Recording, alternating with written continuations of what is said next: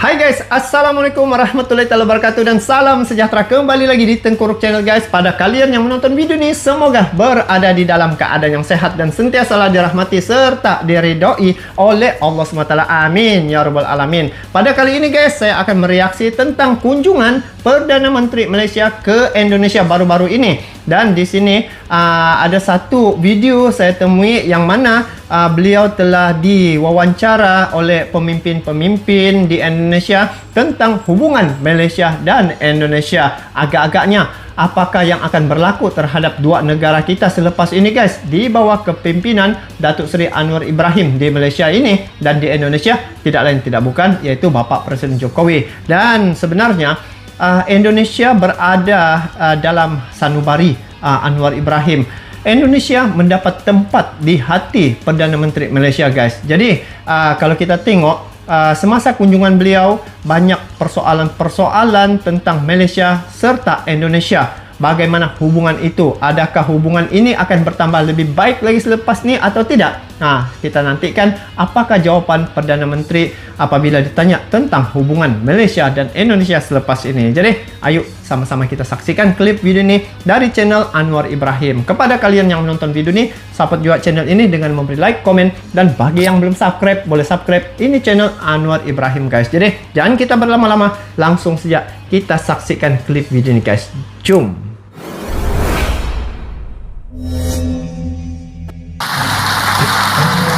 Kepada Bapak Perdana Menteri untuk bisa duduk di sofa, dan selanjutnya kita akan mulai sesi diskusi yang akan langsung dimoderatori oleh Bapak Khairul Tanjung ya, dia punya moderator.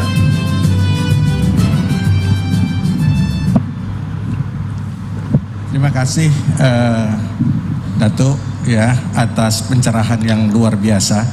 Kami semua terkagum-kagum karena buku yang dibaca begitu luar biasa banyaknya ya, dan pemahaman Datuk tentang Islam pun menjadi pelajaran yang sangat luar biasa untuk kita semua, karena ini betul-betul merupakan sebuah sharing knowledge dan pengalaman yang luar biasa untuk kami semua. Nah, Datuk, ada sebelum saya lempar pertanyaan kepada Floor, ini pertanyaan yang selalu muncul setelah Datuk menjadi Perdana Menteri Malaysia ya, akan dibawa kemana Malaysia ini?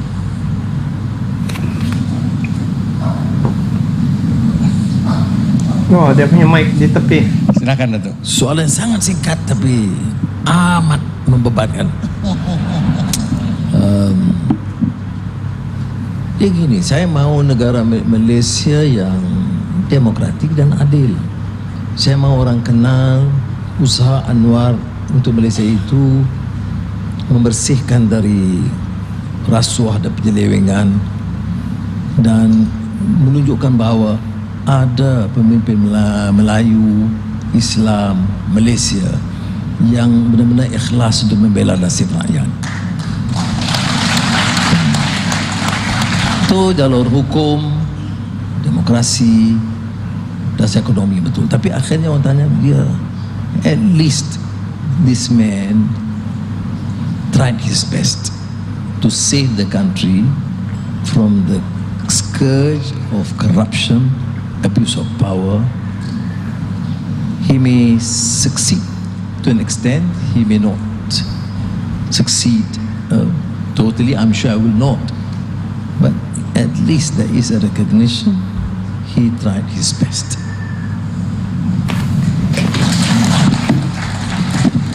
Luar biasa, dijawabnya singkat tapi maknanya dalam luar biasa. Nah, yang kedua Datuk, ini selalu hubungan antara Indonesia Malaysia. Ini kan kita tetangga dekat, serantau, serumpun, tapi selalu saja ada masalah-masalah ya. Ya, saya tahu masalah yang selalu muncul di kedutaan besar kita itu adalah masalah tenaga kerja. Lalu masalah kedua itu masalah, kita tahu seringkali perbatasan pun menjadi isu ya, dan masalah-masalah lain yang kadang-kadang seringkali mengganggu, karena saya ingat sekali waktu saya masih di pemerintahan pun seringkali menjadi jembatan untuk mengatasi permasalahan itu.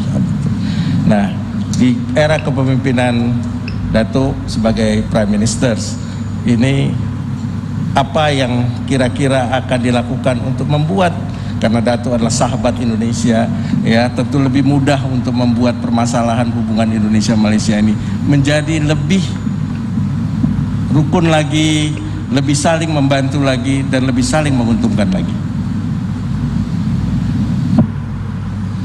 Soal TKI ini saya pendirian saya agak konsisten dah lama, dan saya pasti ia boleh diselesaikan.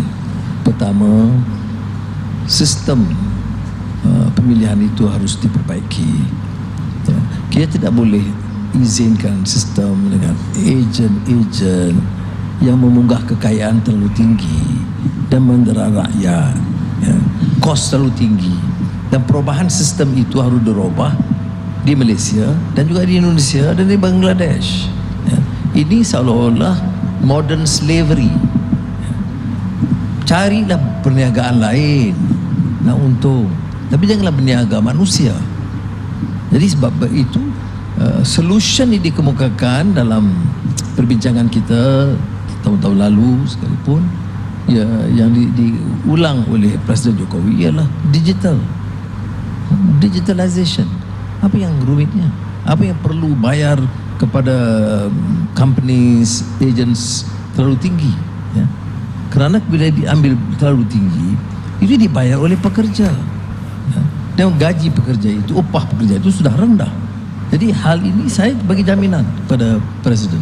Saya bilang Presiden harus berkunjung ke Malaysia secepat mungkin, dan saya akan pastikan Presiden tetap saja tarikh bulan Juni, maka saya akan pastikan ini dapat diselesaikan sebelum Presiden tiba. Oh, ini baru.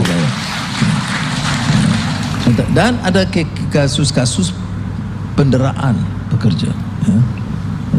Saya orang yang mengalami, ya, ada pengalaman didera dalam lokap penjara, itu tahu apa arti penderaan, ya. Bedanya Anwar didera itu jadi international news.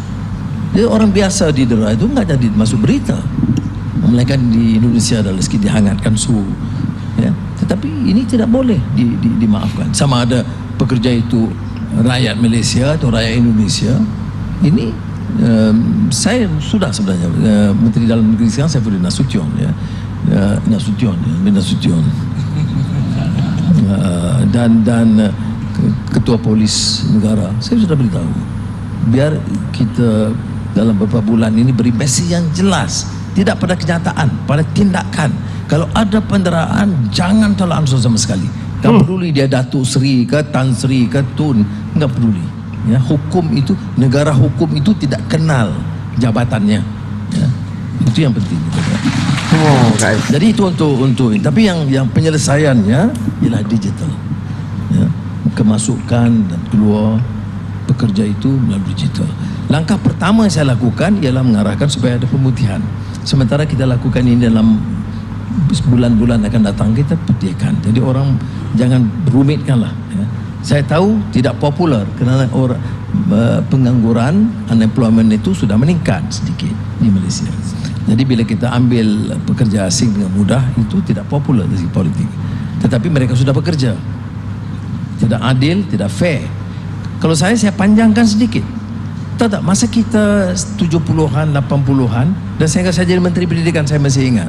Kita pada ketika itu kan anjak daripada aliran Inggeris ke aliran bahasa kebangsaan, bahasa Melayu. Dan doktornya, pensyarahnya, dosennya, semua tidak cukup, ya, terutama di aliran sains. Jadi kita merayu.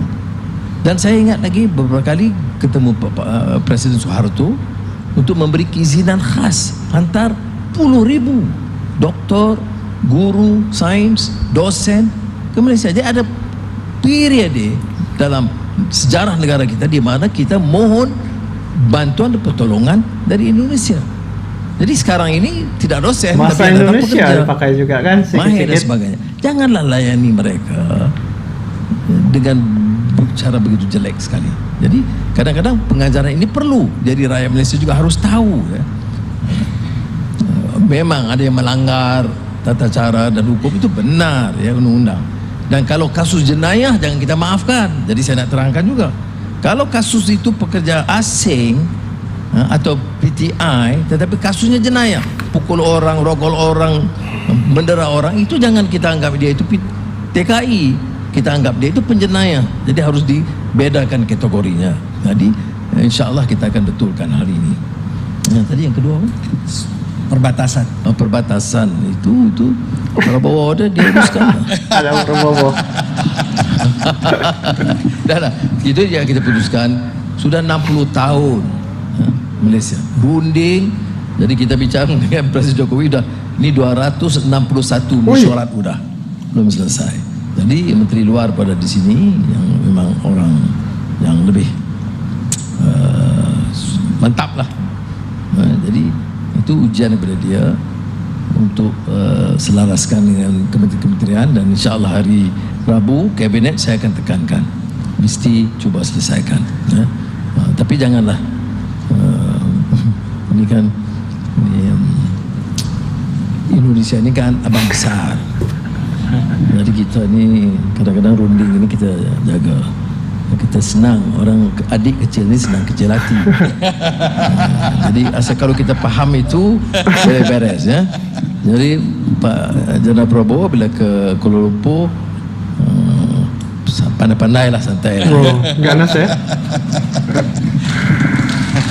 Oke, mantap. Kita ambil part itu dulu ya untuk kita bincangkan tentang TKI dengan perbatasan.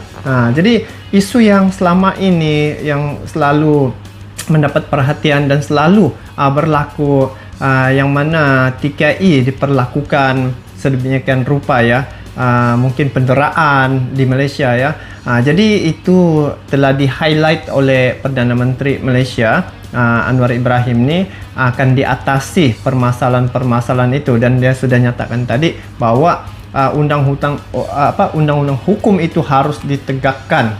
Jadi dia tidak ada kompromi nih sebenarnya tentang perkara-perkara seumpama itu. Dan kalau sebelum ini tahap pemerintahan di Malaysia ni begitulah apa yang berlaku sebelum-sebelum ini. Saya tidak mau ulas, tetapi yang pastinya jelas dinyatakan di sini bahwa Anwar Ibrahim akan menegakkan undang-undang hukum dengan adil dan saksama. Itu saya yakin dan percaya ya, sebab dia ni sudah melalui proses-proses bagaimana didera, bagaimana diperlakukan di penjara. Jadi dia lebih memahami. Semoga dengan pengalaman beliau dapat lagi mengatasi masalah-masalah sebelum ini ya. Ini juga berpunca dari kepimpinan lah. Saya tengok begitu ya.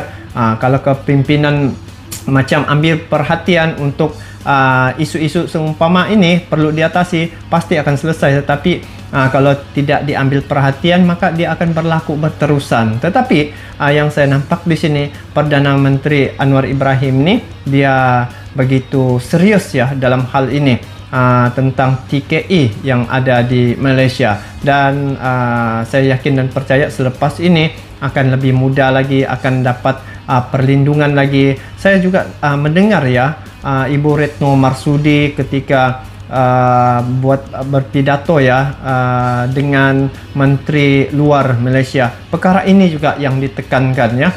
Jadi sama-sama kita mengharapkan, dan saya yakin dan percaya ya bahwa kepimpinan Anwar Ibrahim ini mesti ada perubahan yang begitu besar. Saya mengikuti dia punya perjalanan politik, banyak perkara-perkara dan juga pengalaman beliau itu boleh dijadikan sebagai satu dasar kekuatan ya untuk memberi dia pengajaran untuk jangan memperlakukan begitu terhadap orang ya.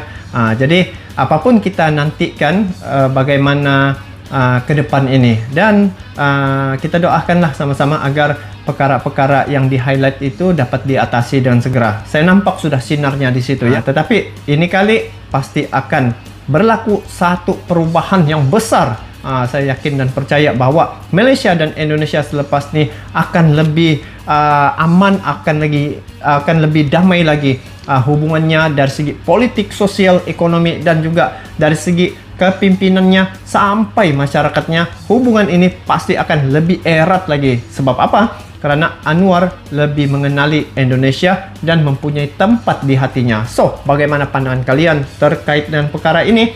Kalian komen di bawah. Jadi, apapun kita mengharapkan agar di masa hadapan ke depan ini, Malaysia dan Indonesia akan menjadi negara yang sama-sama maju, sama-sama hidup dalam keadaan yang rukun dan aman tentram untuk selama-lamanya. Sampai jumpa lagi. Assalamualaikum warahmatullahi wabarakatuh.